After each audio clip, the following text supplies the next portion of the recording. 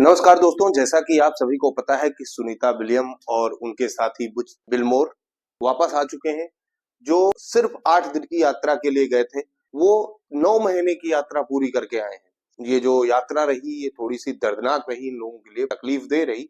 उसके बावजूद हम लोगों को खुशी है कि मुश्किलों का सामना करते हुए पृथ्वी पर आ चुके हैं।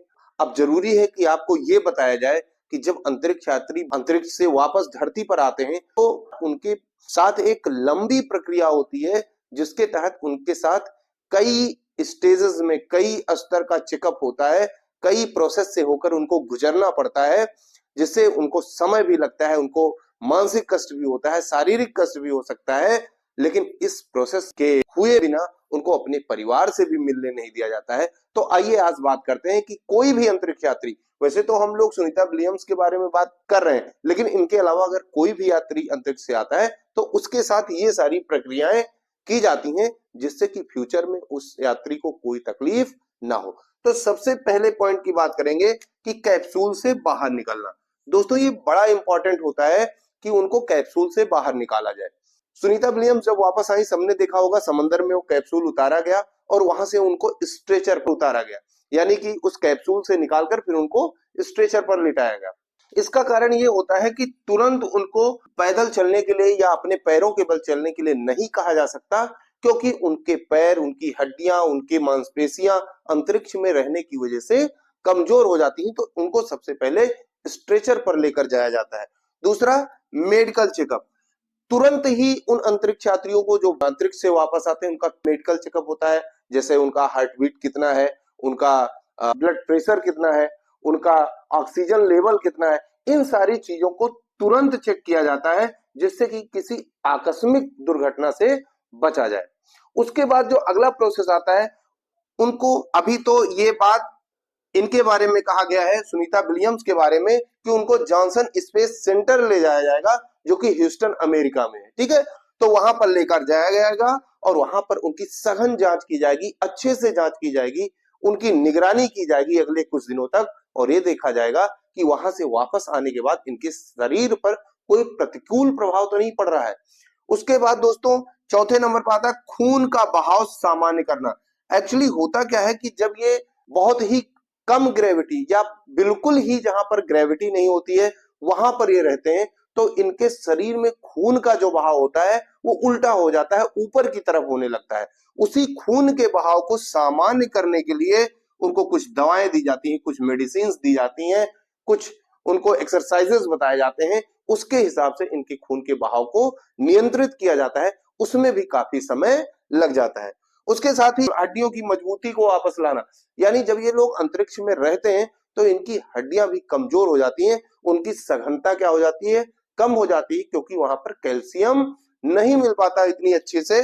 तो इसलिए इनके हड्डियों की मजबूती पर भी डॉक्टर्स विशेष काम करते हैं।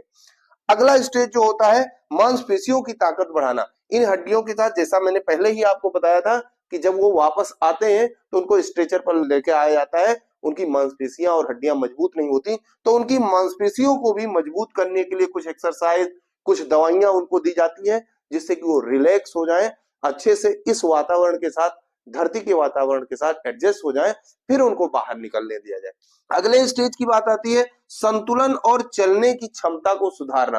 दोस्तों, ऐसा होता है कि आपका दिमाग जब ग्रेविटी से निकलकर नॉन ग्रेविटी वाले एरिया में जाता है, दिमाग फिर कुछ क्रियाओं को करना धीरे धीरे भूल जाता है। जैसे यहाँ पर आपके दिमाग को पता है कि आपको अपने पैर को कितनी ताकत देनी है चलने के लिए, फिर जब बार बार ये प्रयोग में नहीं आता, तो ऐसे बहुत से काम होते हैं जो दिमाग से क्या हो जाते हैं, फिसल जाते हैं, दिमाग से बाहर निकल जाते हैं, यानी दिमाग उसको रिकॉल नहीं कर पाता है। तो उन क्रियाओं को संतुलित रखने के लिए, उन क्रियाओं को दोबारा प्रयोग में लाने के लिए रिहैब कराया जाता है, अच्छे से उनका ट्रीटमेंट किया जाता है। तो एक स्तर ये भी होता है जिसमें कि अंतरिक्ष यात्रियों को गुजारा जाता है। अगला है देखने की क्षमता की जांच की जाती है, यानी कि उनकी आंखें कमजोर तो नहीं हो गई। कमजोरी का कारण भी होता है, वो एक एक दिन में 6-6, 7-7, 8-8, 16-16 बार सूर्य का उगना और अस्त होना देख लेते हैं अंतरिक्ष में, तो इसका भी असर उनकी आंखों पर पड़ता है। इसलिए उनकी स्थिति ठीक है, आंखों की रोशनी कम तो नहीं हुई है, इसके लिए उसकी जांच की जाती है, अच्छे से कुछ दिनों तक उनको अपने वहां रखा जाता है। अगर चश्मे की जरूरत पड़ती है तो उनको चश्मे दिए जाते हैं, अगर एक्सरसाइज की जरूरत पड़ती है तो एक्सरसाइज कराई जाती है, और अगर उनको दवाओं की जरूरत पड़ती है तो दवाएं भी दी जाती हैं। अगले स्टेज की बात करेंगे हम लोग, मानसिक स्वास्थ्य का परीक्षण किया जाता है। इतने दिनों तक पृथ्वी से दूर रहना, लोगों से दूर रहना, एक स्पेशल जगह पर बंद होके रहना, ये सारी चीजें आदमी के मानसिक स्वास्थ्य पर असर डालती हैं। इसलिए उनके मानसिक स्वास्थ्य की जांच करके उस पर भी काम किया जाता है और उनको बेहतर करने का प्रयास किया जाता है। अगला है रोग प्रतिरोधक क्षमता, उनके इम्यून पावर को भी समझा जाता है कि कहीं वो कमजोर तो नहीं हो गया, उनका इम्यून सिस्टम कहीं कमजोर तो नहीं हो गया जिससे कि वो संक्रमण का शिकार ना हो जाए। इसलिए इस प्रोसेस से भी, जिसमें दवाएं, एक्सरसाइज, इन सारी चीजों को दिया जाता है जिससे कि उनको कोई समस्या ना हो।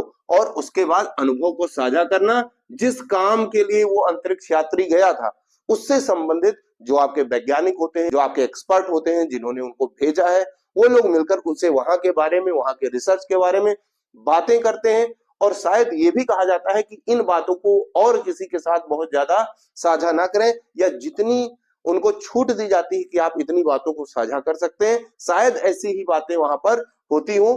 और उसके 2-3-4 हफ्तों बाद अंतरिक्ष यात्रियों को अपने परिवार से मिलने दिया जाता है। इसीलिए कहते हैं कि अंतरिक्ष में रहना तो अपने आप में एक समस्या ही है, लेकिन अंतरिक्ष से वापस आने के बाद धरती पर भी ढेर सारी ऐसी समस्याएं होती हैं, ढेर सारे ऐसे अभ्यास होते हैं जिनको करना पड़ता है, और काफी हफ्तों, 2-3-4 हफ्तों के बाद अपने परिवार से मिलने का मौका मिलता है। तो इस तरीके से जो लोग मानवता के उत्थान के लिए काम कर रहे हैं, जो लोग अपने जीवन को भी कुर्बान करने का मादा रखते हैं ह्यूमैनिटी के उत्थान के लिए, उनको सशक्त नमन है। और उम्मीद है कि इन सारे प्रोसेस से गुजरते हुए सुनीता विलियम, बुच विल्मोर है उनके सहयोगी, और 2 लोग और उनके साथ अंतरिक्ष से वापस आए हैं, निक हेग और लेक्जेंडर गोर्बुनोव। ये इंपॉर्टेंट है, इसको ध्यान रखिएगा। निक हेग और लेक्जेंडर गोर्बुनोव जो कि रशिया के हैं, तो ये लोग भी उनके साथ वापस आए। और एक बात और याद रखिएगा, जून 2024 में यात्रा सिर्फ 8 दिनों के लिए शुरू की गई थी, लेकिन मार्च 2025 को लगभग 9 महीने बाद ये वापस आए हैं। तो उनके साथ ये सारे प्रोसेस होंगे। जब वो अच्छे से ठीक हो जाएंगे, एकदम सामान्य हो जाएंगे, तो उनको उनके परिवार से मिलने दिया जाएगा। उम्मीद है कि ये वीडियो आपको पसंद आई होगी और आप अपने दोस्तों के साथ इसको शेयर करेंगे। इस वीडियो को लाइक भी करिएगा, कमेंट भी कर दीजिएगा, और जिस टॉपिक पर आपको वीडियो चाहिए वो टॉपिक कमेंट करिएगा। मिलते हैं अगले वीडियो में, तब तक के लिए जय हिंद, जय भारत।